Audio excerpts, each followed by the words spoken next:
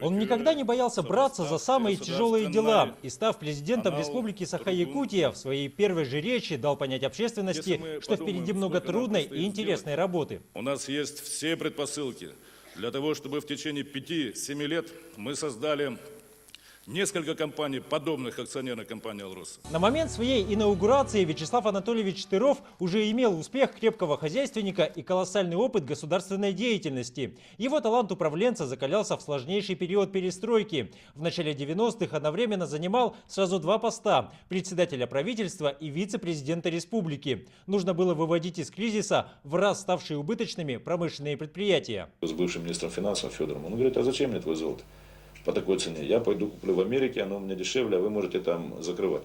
Значит, тот, кто не может уложиться в заданную цену, тот не имеет права на существование. Якутии удалось сохранить лидирующие позиции по добыче золота и угля. И вновь очередное назначение, теперь для спасения алмазодобывающей отрасли.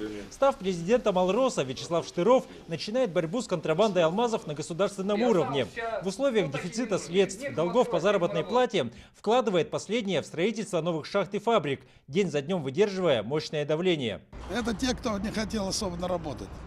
А сейчас даже те, кто называл его терминатором, разрушителем в то время, они говорят: вот какой был правильный человек, как мы этого не заметили. Став президентом Якутии, он сохранил стиль работы и взял в свои руки все отрасли экономики. Основным ориентиром стала схема комплексного развития региона до 2020 года. Глубина проработки документа произвела впечатление на весь состав правительства страны, члены которого в сопровождении представителей крупного бизнеса стали частыми гостями республики. 10 страниц конкретных поручений, конкретных.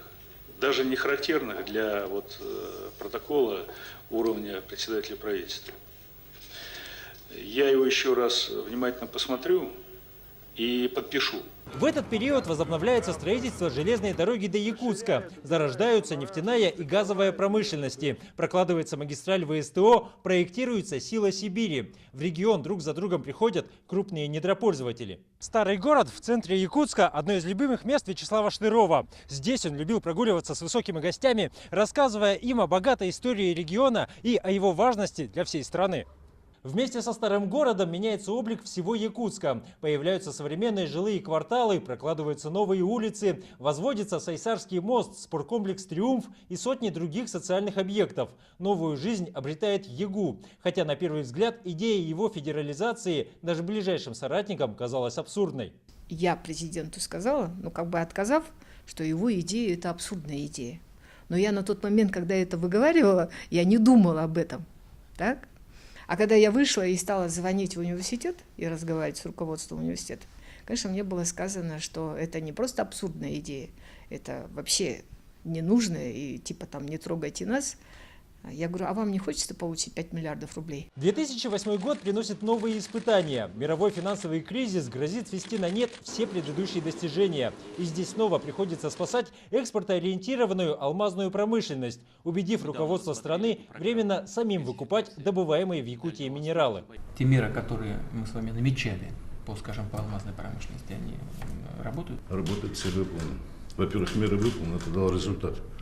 Сейчас пошли продажи алмазов, более-менее стабилизировалась добыча алмазов. Сегодня Вячеслав Штыров в год своего 65-летия продолжает уверенно отстаивать интересы республики. Все те же напор и харизма, но уже в Сенате. Уважаемый Аркадий Владимирович, у меня к вам будет такая просьба. Вы, пожалуйста, достаньте ручку и запишите, что кроме этих подходов, и других заходов, в Российской Федерации строится железная дорога Беркакит-Томот-Якутск. Он активно лоббирует принятие закона об Арктике, выступает за реформирование экономики страны и Дальнего Востока в частности. Одно из последних достижений – выравнивание тарифов на электроэнергию. Поверьте мне, когда на комитете принимаются какие-то законы, представляются представители, они дают пояснения, зачастую они очень сильно корректируются Штыровым, который говорят: это не так. Штыров никогда не говорит: все, молодцы, хорошо, и хвалит. Он в этих случаях, когда все хорошо, молчит.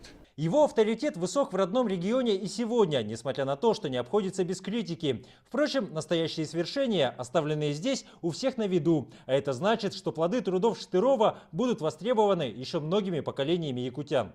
Дмитрий Макаров, Владимир Ермаков, 200.